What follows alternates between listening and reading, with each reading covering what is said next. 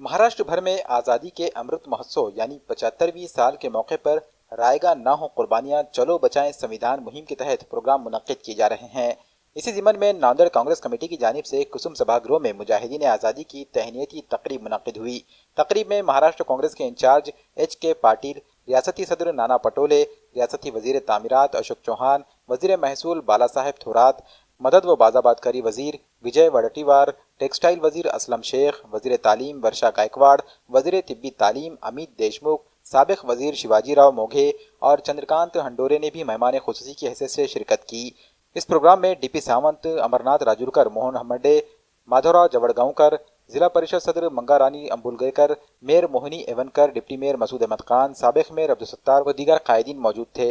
Programme के आगाज़ पर मुजाहिदीन आज़ादी को खिराज अक़ीदत पेश किया गया और नांदेड़ के मकामी मुजाहिदीन आज़ादी और उनके अफराद खाना की गुलपोशी करके इन्हें तहनीत पेश की गई। MLC अमरनाथ राजूरकर ने इफ्तिताही बयान पेश किया, जबकि मेहमानान ने आज़ादी की असल तारीख को पेश करते हुए BJP को हदफ तनकीद बनाया।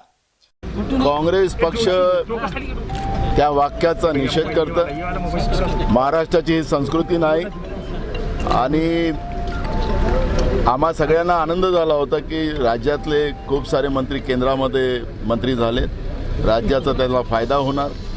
मग वॅक्सिनेशन असेल, बेरोजगारी असेल, शेतकऱ्यांचे प्रश्न असतील, गरिबांचे प्रश्न असतील, छोट्या उद्योगांचे असतील, या सगळ्या प्रश्नांची उकल होईल आणि केंद्राची मोठी मदत राज्याला होईल। पण या पद्धतीचं राज्याचं वातावरण खराब करणं आणि या पद्धतीचं वक्तव्य जे आहे ते वक्तव्यच खऱ्या अर्थानं महाराष्ट्राच्या संस्कृतीला न शोभणार आहे आणि म्हणून या वाक्याचा आम्ही निषेध करतो। राणेंची ती शैली आहे असं चंद्रकांत पाटलांनी लंगडं समर्थन केलेलं आहे, त्यावर काय? कोणाची काय शैली आहे आम्हाला माहिती नाही। आम्ही महाराष्ट्रात राहतो, महाराष्ट्राची संस्कृती जोपासणं हे आमचं काम आहे आणि म्हणून काँग्रेस या पक्ष या अटकेचे आदेश दिलेले आहेत एखाद्या केंद्रीय बघा सरकार कायदा हा माणसासाठी असतो, कायदा कोणत्या पदावर असलेल्या व्यक्तीसाठी नाही। कायदा गुन्हेगार याची जात आणि याचं पद लक्षात गुन्हेगाराचं नसतं।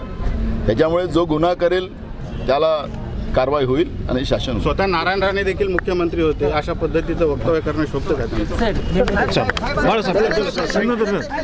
का?